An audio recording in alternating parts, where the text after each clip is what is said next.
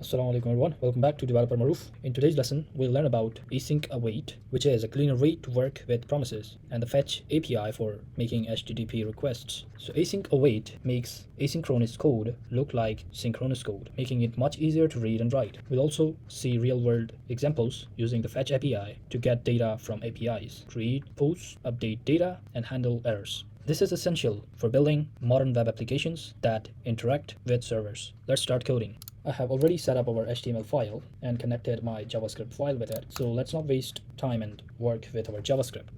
So first, let's start with the basics of async await. Basically, an async function always returns a promise. We mark a function as async using the async keyword. Let me show you by typing it. First, let's write a comment, async await basics. So first we will create a basic async function.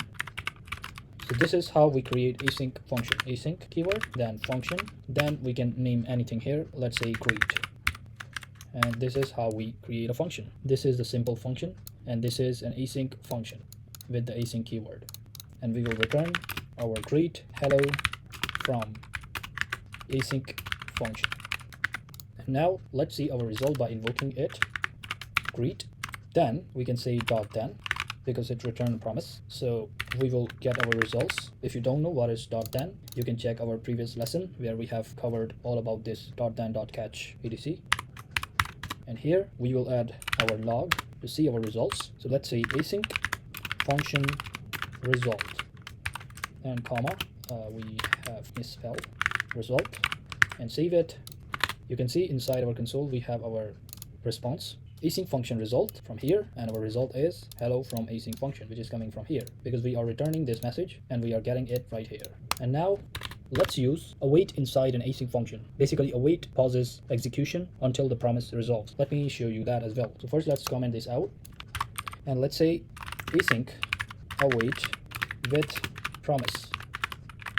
Let's create our async function. Let's name it fetch data, and let's create our promise. We have a promise constructor, and we will get our resolve here. If you don't know what are the promises, how we can create it or use it, what is this resolve, we have another parameter reject. So you can check it out our previous lesson where we have covered all of this. We have set timeout, and then we can resolve our promise with this message data fetched. Okay, and we have duration here. Let's say 1 second. 1000 milliseconds is equals to 1 second. We don't need this array brackets. And now to use it, or before using it, we can await this. Let's say const result equals to await. I've already told you await pauses execution until the promise is resolved. So we will await this promise, this one. Now let's log this to see its result. Let's say fetched data and our result, and we can return this result because async functions always return promises. This is a promise, right? And this is its result. And let's invoke it to see. Save it. Now you can see fetched data is data fetched. Fetched data is coming from here. Its result is data fetched. You notice how await makes the code look synchronized even though it's asynchronous. So that's it for this part. Let's move on to our second concept, which is converting promise chains to async await. Let's see how much cleaner async await is compared to promise chains. So first, let's create a helper function that return promises. Let me add a comment first. Let's say converting promises or promise chain to async await. Now let's create our helper function. Let's say function get user. You notice this is a simple function. This is not an async function. Get user ID, and we have return new promise, and we have resolve, and here we will add a set timeout. Inside that we can resolve our user data, which is ID. Inside our ID, we will get our user ID from param, and our name. Let's say name is Maruf, and we will resolve that after 1 second. This is our first helper function. Let's create another one. Function get user posts, and we will get our user ID, and then we can return new promise. We will resolve here, and here we will add a set timeout. Inside that we will resolve our posts, which will be an array because there are multiple posts. Let's say our first post ID is 1. I have a title, and title is post 1. We have user ID as well. Let's say user ID is user ID, and let's put ID 2 post 2. Okay, and we will resolve that after 1 second. So let's say 1 second. Save this. These are our two helper functions. And now let's compare promise chains with async await. So promise chain is an old way and async await is a new way. Let me show you both side by side. Let's say promise chain get user. Our ID is, let's say, 1. Get user is a function. This one, we are invoking it right here, and we are passing the ID 1. And we say dot then we will have a callback function where we have a user, and then we have a log. Inside our log, we will say user. This is a promise phase, so let's say a promise. And here we will get our user. And now we will return this, return our get user posts, this function, and we will pass our user ID. Let's say user dot ID, and then we will come outside this function and we say dot then. Now we have a callback function. Inside this we have post, and we will add a log here to see our post. Let's say posts, and it's a promise phase, so let's add promise, and we have our post. So this is how we do with the promise chain. You can see our logs. We have user, this one is our user, these are our posts. So this is an old way to fetch the data with a promise chain. And now let me show you an async await way. It is much cleaner than this. Let's say async await, and let's put old way and new way. Let's say old way, and this is a new way.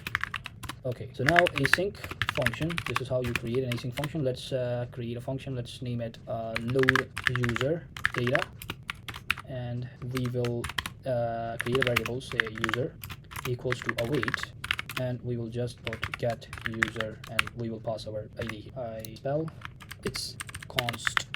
Okay, and now we can log this. Let's say user. This is an async await way, so let's put async await, and we have our user. Simple. And if we want to get post, let's say posts equals to await, and get user post function, and inside this we can just put our user ID here, and we will log it. And finally we will just return our user and our post, and let's invoke that function load user data. And this is how you do it with async await. You can see here is our data and here is our post. You see, it's much cleaner than our promise chain. You see, it looks like a regular code. It's much easier to read. This is a function. We store our data to a variable and just log it, and we will invoke our function here, our second function, and we just pass user ID from the same variable, and we log this, and we just return those both variables. Simple. So this is the difference between promise chain way and our new way async. So let's comment this out, and let's move on to our next topic, which is error handling. So in async await, we use try catch blocks, just like synchronous code. Let me show you that as well. Let's add error handling. Now, to handle errors in async functions, we use try catch. Let's say using try catch methods or blocks. Let's create our function, async function. Let's name it fetch with errors, and let's add try. So inside our try, we can have our result. If we have any error, we will get that inside our catch, which will have a parameter error, and we will pass those errors. Let's say error log here, and whichever error we get, we will catch it right here. Let's say error catch, and we will get our parameter error and its message. So whatever error we get, we will log this to see which error we had. And if there is no error, this try block will run. Let's say const. Let's create a promise. We can create a new promise constructor. Inside that we have two parameters, resolve and reject. And let's add a set timeout, and it will run after 1 second. And we will reject, and we can create an error. Let's say new error. Let's say something went wrong. This is an error we created just now to run this. See this catch block. Now we can say const result. If there is no error, we will get our results. Let's say await promise, and let's log this fetch result. This won't run, so we will not see it.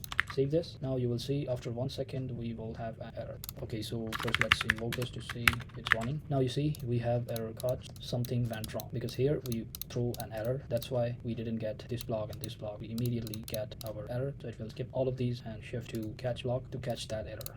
Let me show you another example with error handling. Let's say async function. Let's divide numbers. Let's say divide numbers, and there is a and b. So we put condition. Let's say if b equals 0, then throw new error that cannot divide by 0. If b is not 0, then just return a divided by b. Let's create another function, and we will put the name calculator, and we will put our param here. We don't need any param right now, and we will use try catch to catch if there is any error, because obviously it will throw error if b will throw error if b is equals to 0. So we will get our catch block right here if b is equals to 0. So now inside our try we can add const result await, and let's invoke our function divide numbers. Inside our parameters we have a. Let's make it 10, and let's make this b 0. Okay, we forgot equals to sign, and let's right now make it true so we do not get any error. Let's log catalog, and let's say division result, and we will have our result here, and inside our catch block we will catch our error here, error.met. And now if I invoke this function, save this, you can see we have our results from here. We didn't have any error, that's why we are not seeing this console anywhere. This one is coming from this previous function. Let's comment it out so we do not see disturbance. Now you see we have only this console which is coming from try block because there is no error. If I make this b 0, we will immediately throw an error because we put condition here that if b is equals to 0, we will throw an error cannot divide by 0. So we can see we have error caught cannot divide by 0 error. So that's it. This is how you can handle errors inside async await functions.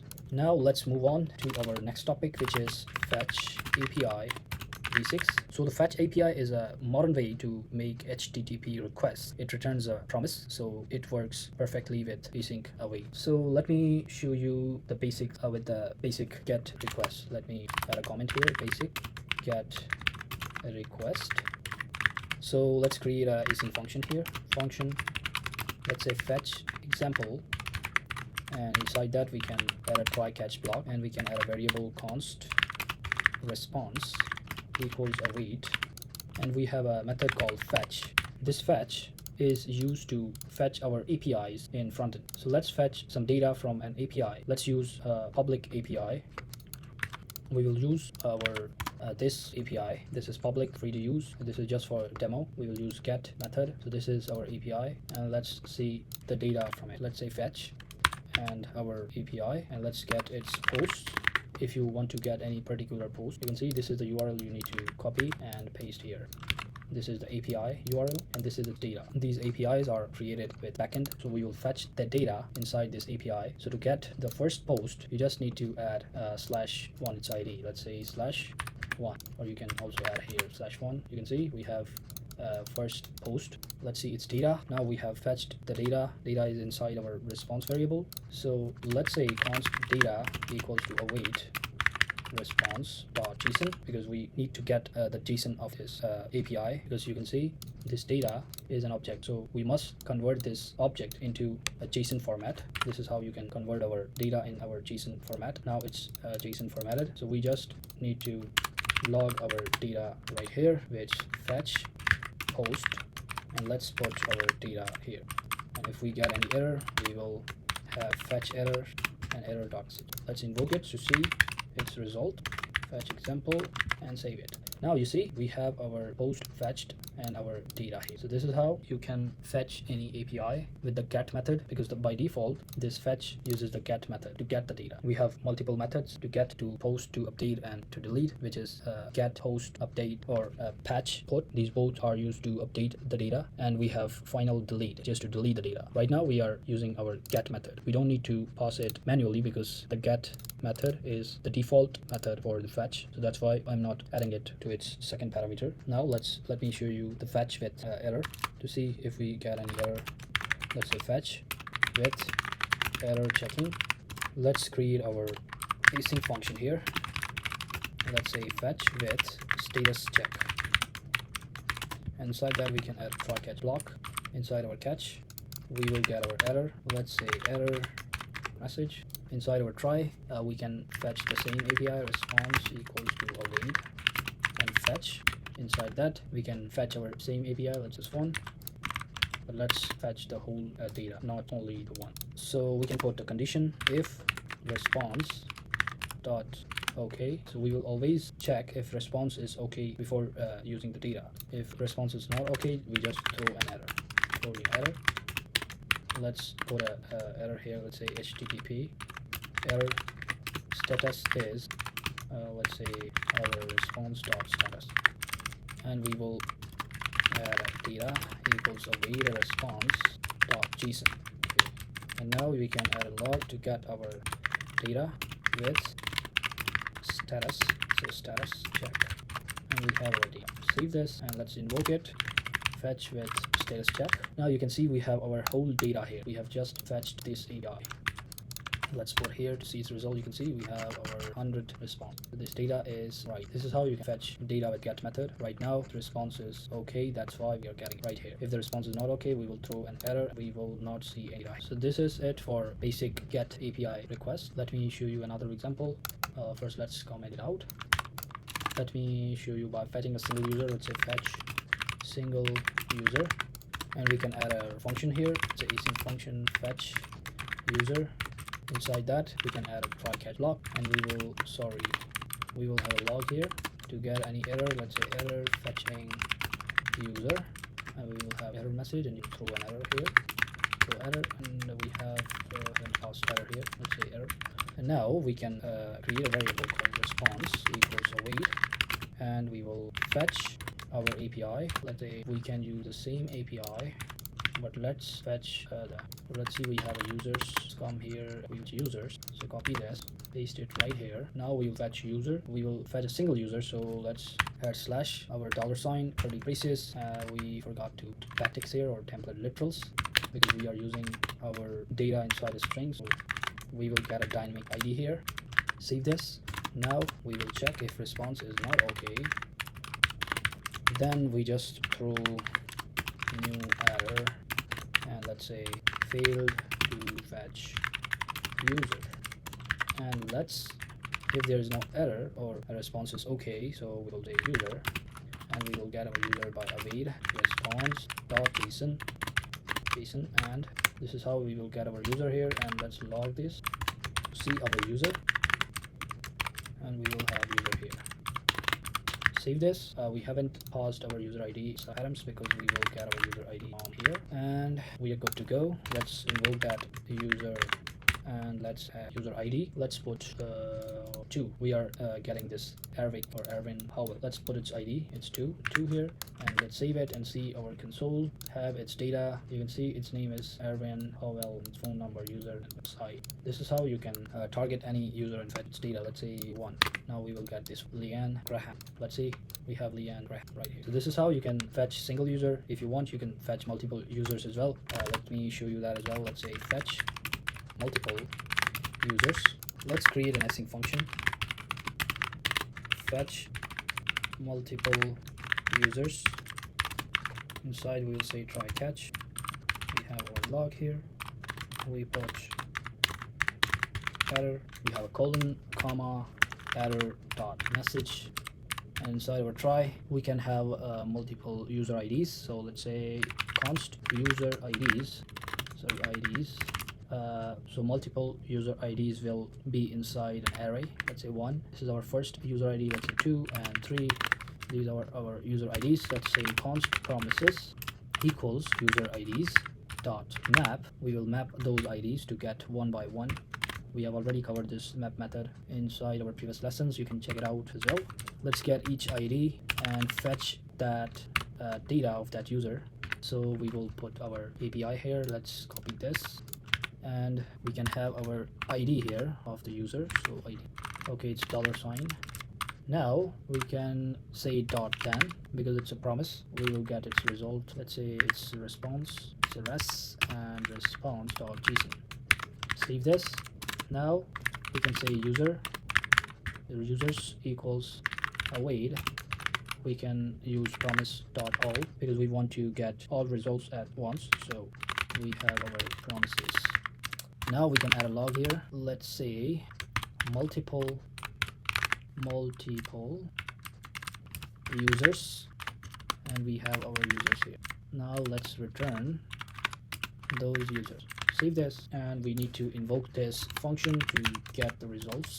Save this. Now you can see we have 3 users with ID 1, ID 2, and ID 3, and they are all here. See, we have our 3 users. First one is this one, this one. So this is how you can fetch multiple users. And if you want, you can also fetch any user with query parameters. These are the query parameter. Let me show you. Let's say let's go to posts. Inside our post we have the user. So basically this is how query parameter look like, with a question mark, and let's say user ID equals to any user ID. Let's say let me see this. So port 1, enter. This is how you can get any user ID. On that ID basis we can get its data. Let me show you practically so you understand much better. Let's say fetch with query parameters. Let's create a async function, and let's put fetch posts by user. Let's put a user ID here, and let's add a try catch block. Inside our catch we will have our error if have any, error dot message. Inside our try we can have our response equals await fetch. Inside that we can add our API here. Let's make that ID dynamic, so say user ID from our parameter. Now if we say posts equals await response.json, and then we can add our log to see its data post by user, or let's put its ID. Let's make it say user ID. Now if we see inside our console, let me out. Now you can see we have no console to show. Why? Because we haven't invoked our function. Inside that we can add ID, let's say 1. Now you can see we have posts by user 1, which are these posts. These all posts are from user 1. If I put it right here, let's say user 1, you can see user ID is 1, and this is its data. All are from user 1. If you want to see user 2 posts, let's put 2 here, and you see it's post. Let's put 2 here. See, post from user 2. So this is how you can also get data from any API with the query parameter. So that's it for get method, how you can get data. We have post method as well. To create data, we use post request with a body. Let me show you practically so you understand much better. Let's say fetch API with a post request. Now let's async function here, and let's name it create post. Inside that we can have our title, our body, and our user ID, because we are creating a user. Get all of these things if you want. Let's add a log inside our catch. That's a error creating post. Let's say error dot message, and we will throw error. Now inside our try we can have response equals await. We will use same way fetch. Inside that we can have our API here. Let's make an API. Let's make it posts, and let's create post with post method. So inside our fetch we have 2 parameters. One is our API, and second one is we have options. We have first option is method. So which method is it? It's post method, and these were get method. I haven't put that inside these method because the get method is the default one, so we don't have to add the get, but we must use post if we are creating data. So we have a second property or option called headers. So we will put headers here. Basically our header is an object. We always set these for the request headers, content type, and application /JSON. We have headers, and then we have our body JSON.stringify, and inside our object we have our title. We are creating its title. Title will be coming from parameter, and we have our body. So body will be coming from parameter as well, and our user ID is also coming from our parameter.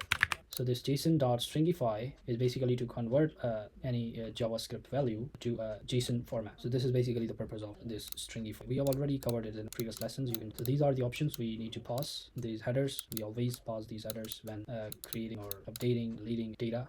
And now after this, we will add a condition. If response is not okay, then we just throw new error. Let's say failed to create post.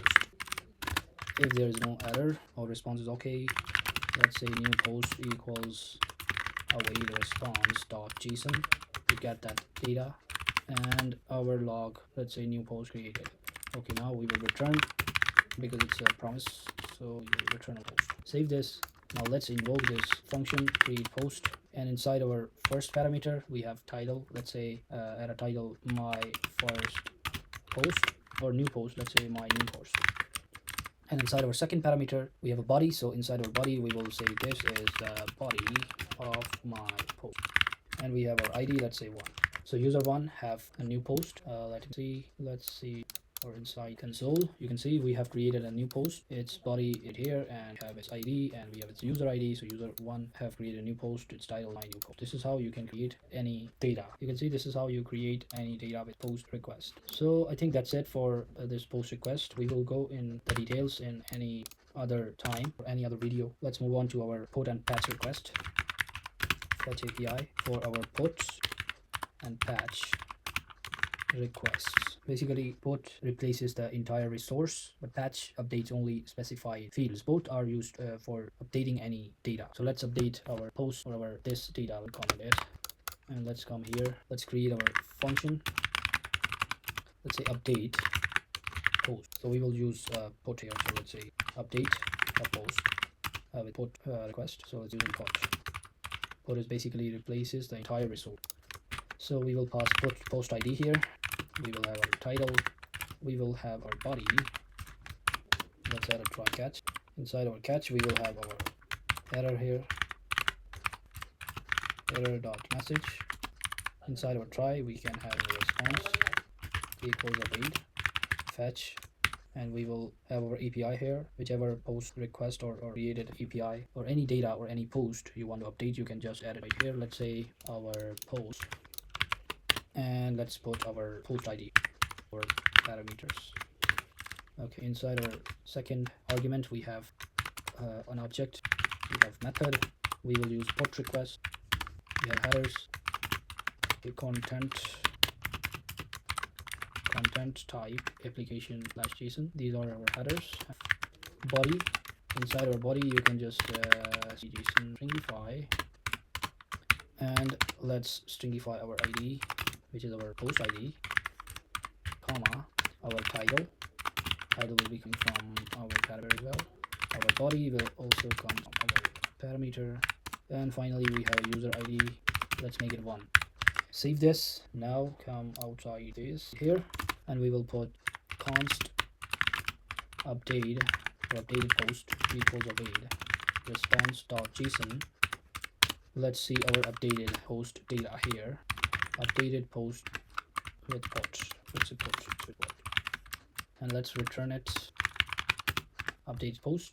Now let's invoke this update post function. Inside this we have our post ID. Let's make it 1. So I change post ID 1. We can also change title. Let's make the title, let's say updated title. Okay, and our finally we have body. So inside our body we can add updated body. Save this. Now you see we have our updated data here. Body is updated body, its title is updated title, and it's used. So the whole document is updated, the whole data. It replaces the whole data. Put request. We have patch, updates only specified field, not the whole data or body. So this is how you can update any data. Just updated the post here. Now let me show you how we use patch. Let's update with patch. Let's say update the post or post using patch. So we will create a function here, async function, patch post. So we will have a post ID here, and we have updates. Let's add a try catch block, and inside of a catch we have log. We can add error here, and error dot message. Inside our try, you can have our response equals await fetch our data here. Let's use the same API. Let's remove one backtick. Now we will use a method. We have patch, we have headers. Inside our headers we have content type application JSON. We have our body. Inside our body we can say json.stringify, make our JSON stringify, and we will have our dates here. Now let's get our data. Fetch post equals await response.json. Now just log this data, fetched post, and let's return. Now let's invoke that fetch post function. We will have post ID, let's make it 1, and we will have our updates. So this patch updates a particular field, not the whole or all fields. So we will just update our title. Let's say new title only. Save this. You can see we have updated our title only. The rest of these remain the same. So this is how you work with patch, put, post. Patch and put are to update the data, and post is to create, and I've already shown you get. There's one more, which is delete request, which is to delete any data. So let's comment these out. And let me show you how we can create fetch request with delete method. So we will add a comment fetch API with delete request, and now let's create an async function. We have delete post. We will have only the post ID to delete.